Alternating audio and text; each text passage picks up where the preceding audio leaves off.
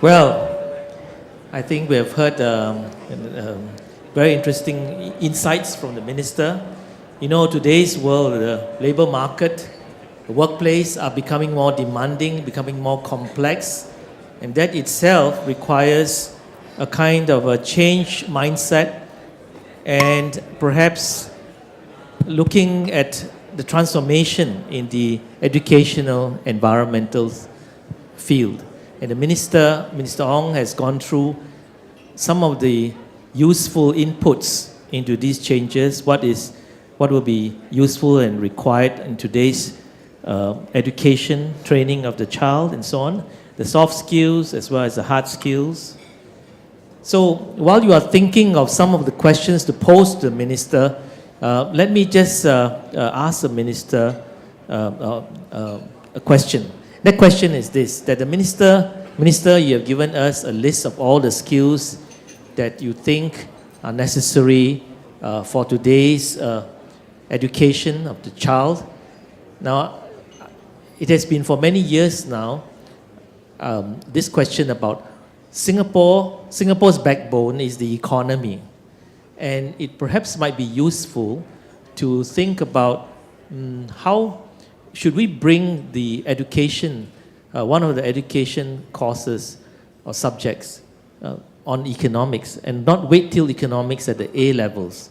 Go economics earlier. Don't make economics just one of the part of the social studies. And we talked about there's an economic way of thinking, understanding scarce resources. We have to make choices. Choices are governed by opportunity costs. What are the trade-offs? And I think it's very useful for this kind of economic thinking and economic approach. What say you, Minister? You're still at it, huh? So you're suggesting teaching at primary school or secondary school? Maybe a secondary one. Or MK? Onwards. Secondary one. Sec 1 onwards. Okay. I knew this would come. I spoke to accountants before who told me, why can't you teach accounting when they're in primary school? No, it's financial discipline. You must understand the source of fund and the use of fund, and the two must always balance.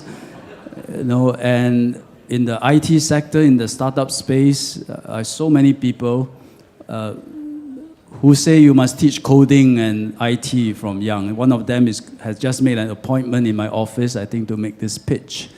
The truth is, we put all that in, I think the children are going to suffer. Yeah. So I will go back to what I said.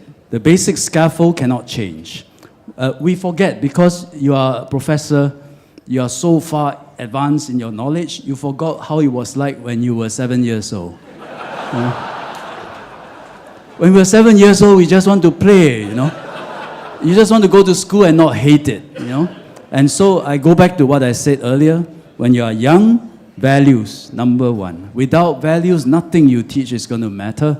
And then literacy, numeracy, drum that. You have a good standard, you have the generative skills to learn a lot more things. And then economics, accounting, IT, coding, let them discover later, expose them to more subjects, maybe upper secondary, maybe JC and poly, and then they will find their way. So that's what I feel will give our children a healthier life.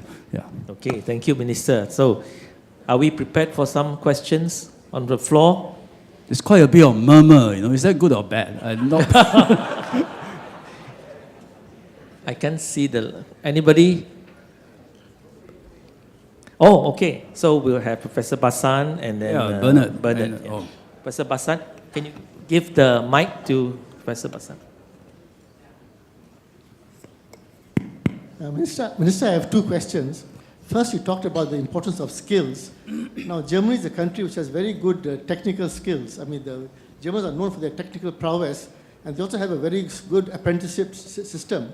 So do you think that we can have a closer integration of apprenticeship systems like in Germany, in our own country as well? So that's my first question. Secondly, there's this paradox that Singapore students do very well on these international tests like PISA and so on, but we're not known for our creativity. So why do we pay so much attention to these tests? Are they really measuring useful attributes that students should achieve? Thank you. Thank you.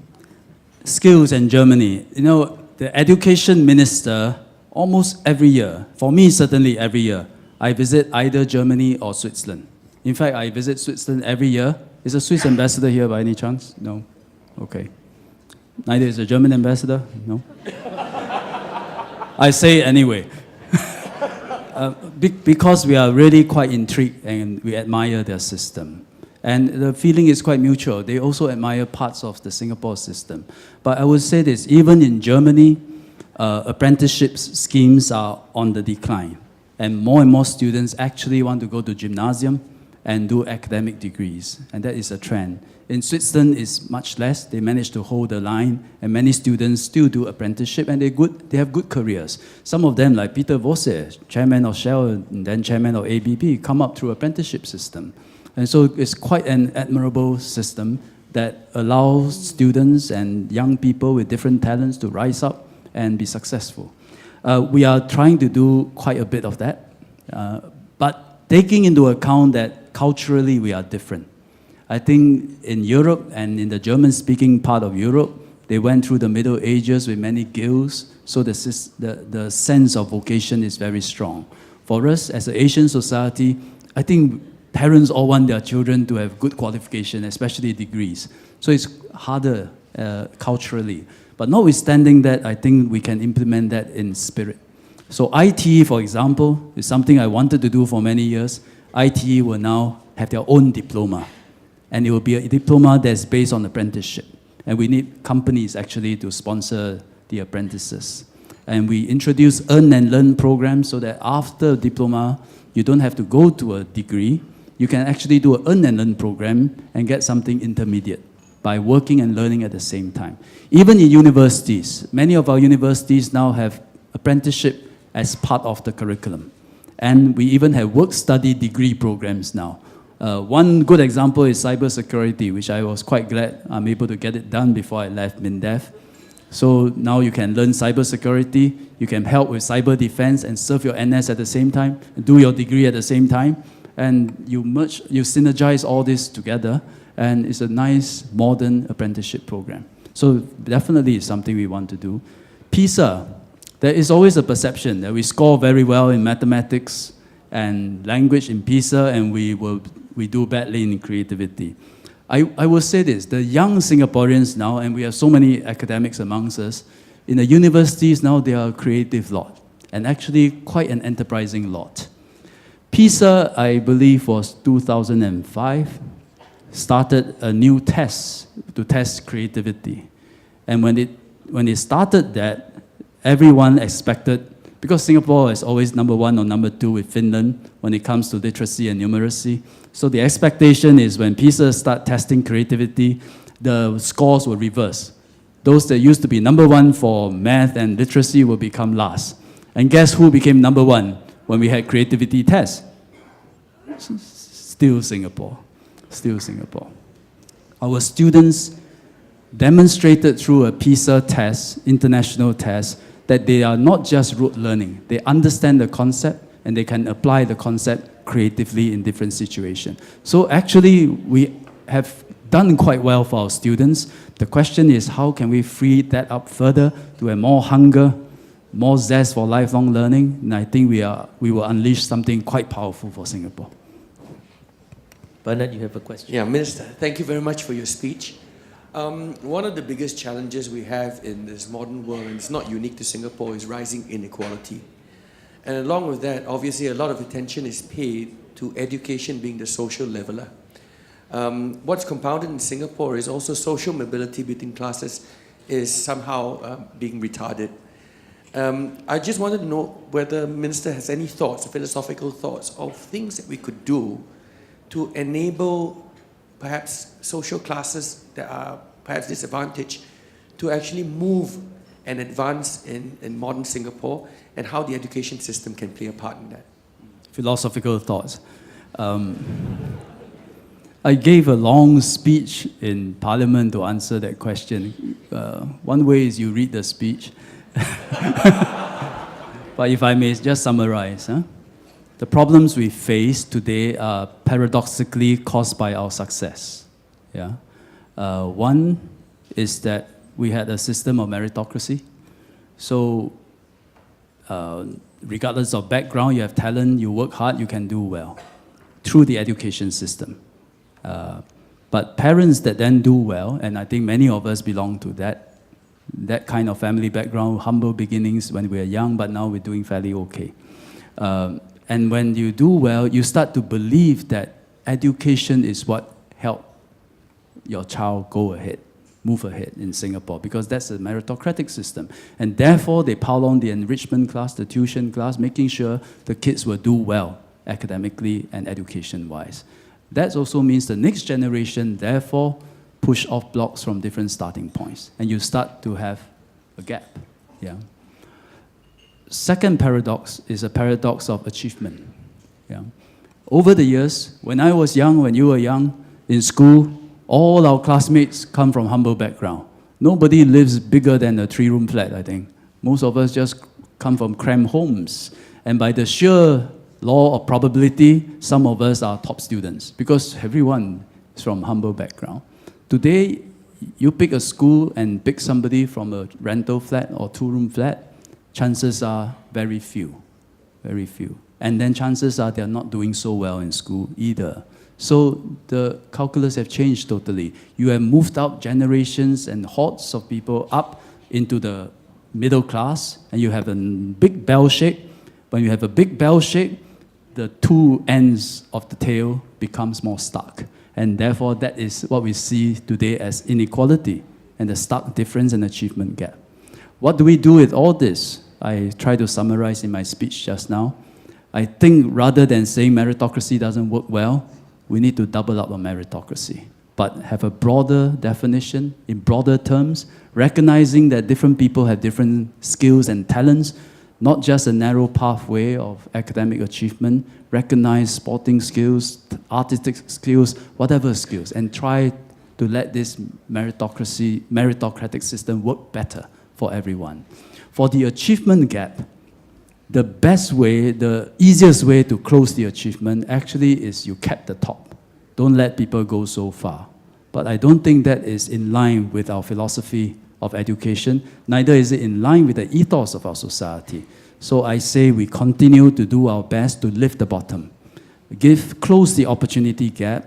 So today, many people also don't realize this, that we give a lot more resources on a per student basis to the weaker students. So Northlight, Crest, Spectra, they get the most funding. Now, normal technical school students get the second highest funding, about 20,000 per student. And then normal CAT get about 15,000. And the rest of express stream, they get less than 15,000. So we're putting a lot more resources, money as well as teachers, to help students uplift them. Today, the bottom quartile of students from poorer backgrounds still account for about 7.5% of the top quartile of performance. So there are still students, despite their background, do very well. I would say let's continue to do our best to uplift them. Yeah. Thank you, Minister. Any questions from the other parts of this hall? There's somebody over there.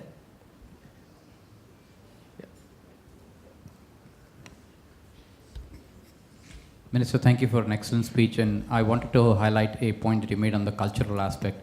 I think the one issue that our education system suffers from is how to deal with failure and how to actually embrace it and cherish it. What do you think we could probably bring into our education system to try and do that? Because in spite of the best PISA scores, in spite of the best creativity scores, that doesn't necessarily translate into what we see in the real world. It's a very valid point. And it's not easy to bring about. I thought about it, and I boiled it down to the 4 balances that we need to strike.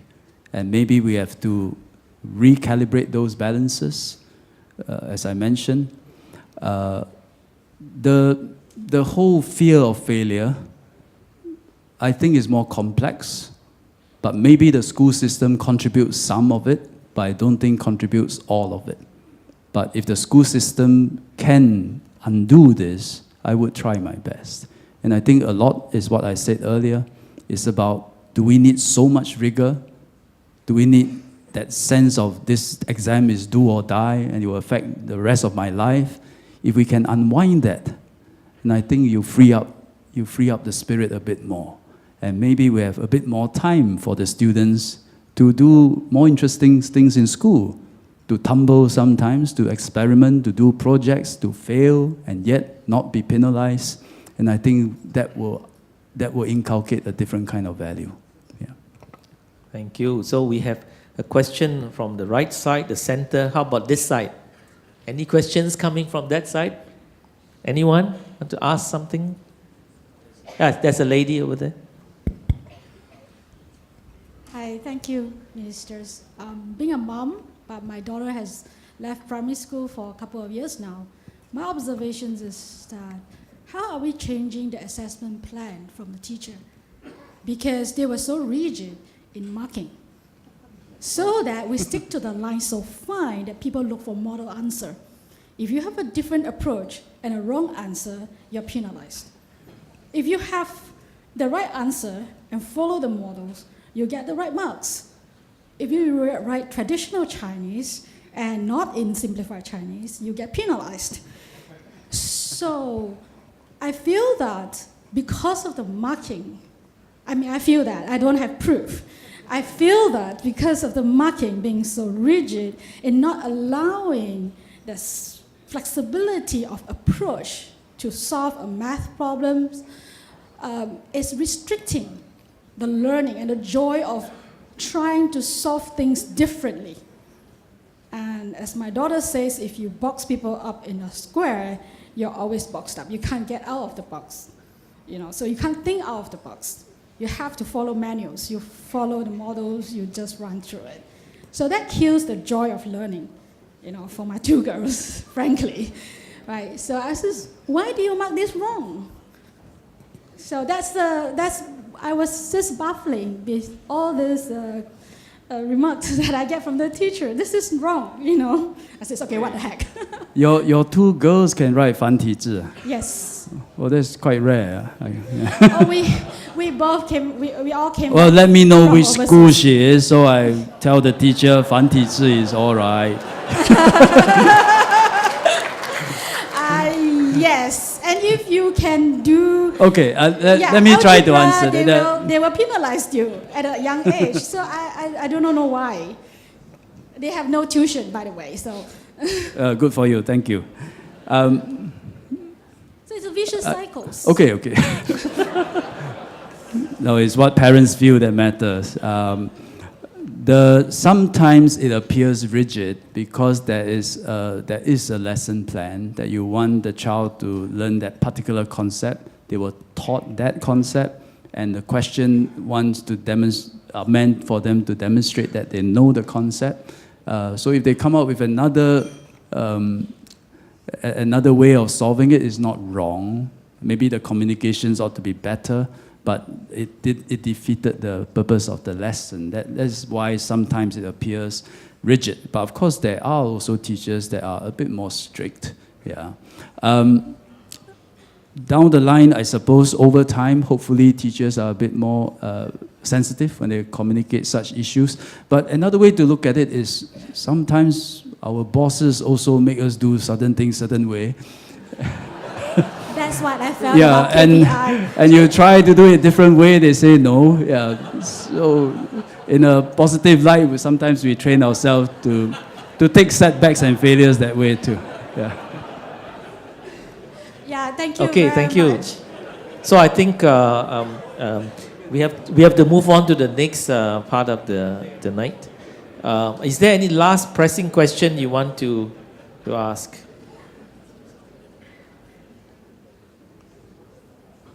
No? Anyway, yeah? Who? Oh, Danny. Professor Danny. Oh, Danny always okay, this will asks be the tough last questions. question. Minister, very intrigued by your idea of this inflation model for parents undertaking tuition, making their children work extra hard.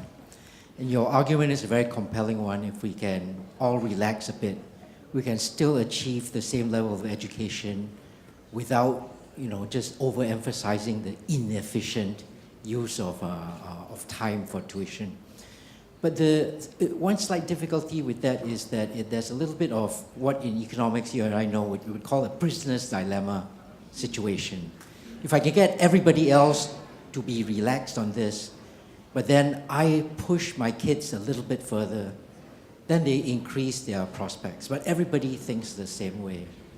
So what mechanisms should MOE or should all the rest of us have in mind to try and keep those tendencies in check? Danny asks tough questions. Prisoner's dilemma. Because in the prisoner's dilemma, if both deny they commit the crime, they both get the heavier sentence. So the way to break this, in my mind, you change the consequence. Yeah, you break the prisoner's dilemma when they both deny they don't get a stiffer sentence. In this case, the consequence is admission. And therefore, in my mind, is always the flip side of curriculum rigor is admission. If we can relax on curriculum rigor, the scores are not so defined to differentiate one child from another. Then the admission system must find other ways, more artistic way, involving more artistry to accept a student in a higher level. But this we have to all accept as parents and as society. What the lady mentioned earlier, the flip sentiment is also very strong, maybe even stronger. She's very relaxed. No, I wish parents are relaxed. You can answer different ways, and I still appreciate your creativity. But many other parents are quite insistent that you have to do things certain way. I score certain marks, and after I score certain marks, I must see a return in terms of admission and progress. So if you can change the consequence, to me, that will be the key to unlocking this. Okay, thank you. I think let's thank the Minister for very insightful answers and talk. I think the Minister, the most important thing is the joy of learning. I think to me, joy of learning goes, pushes a lot of, for the child to want to excel. But of course, there are also costs and benefits to the joy of learning. There's a lot of trade-offs as well. So that's where economic approach also comes in. And anyway, we have another part of the event, which we will kindly invite the Minister to take part.